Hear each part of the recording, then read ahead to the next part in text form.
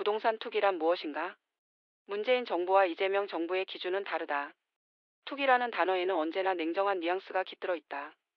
누군가의 부가 타인의 절망 위에 쌓일 때 그것은 단순한 경제 행위가 아니라 사회적 도덕의 시험대가 된다.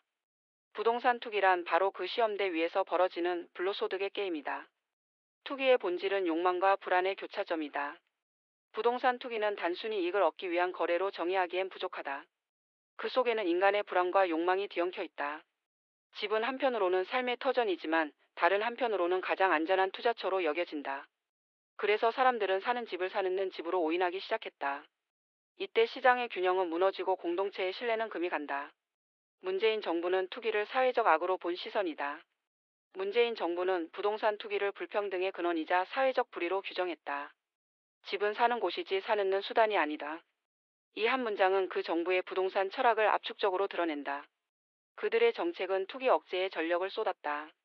다주택자에 대한 세금 중과, 투기과 열지구 확대, 대출 규제 강화, 공공주도형 주택 공급.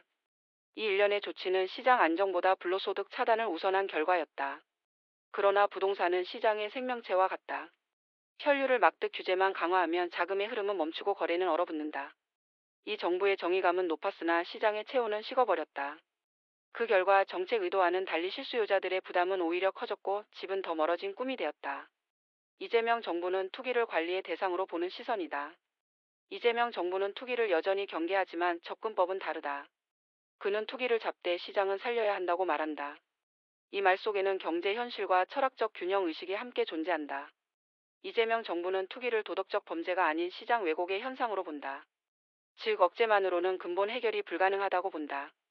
그래서 공급 확대, 금융 규제 완화, 실수요자 중심의 세제 개편을 병행하며 시장 기능의 회복을 정책 목표로 삼았다.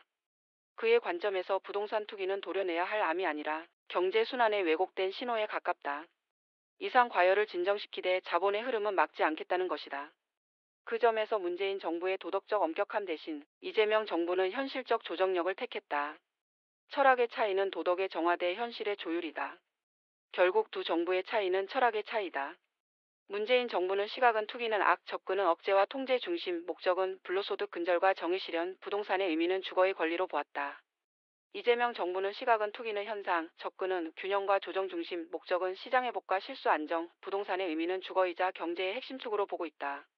문재인 정부는 정의의 관점에서 시장을 보았다.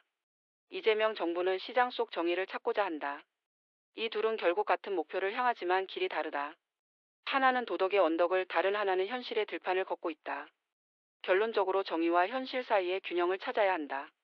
부동산 투기를 완전히 근절할 수는 없다. 그것은 인간의 욕망이 완전히 사라질 수 없는 것과 같다. 그러나 국가는 그 욕망이 공동체의 불평등으로 변질되지 않도록 관리할 책임이 있다. 문재인 정부의 도덕적 정의와 이재명 정부의 현실적 조율은 결국 한 방향을 향한다. 사람이 집을 소유하는 것이 아니라 집이 사람을 품는 사회. 그 사회가 실현될 때 부동산은 더 이상 투기의 대상이 아니라 삶의 터전이라는 본래의 자리를 되찾게 될 것이다.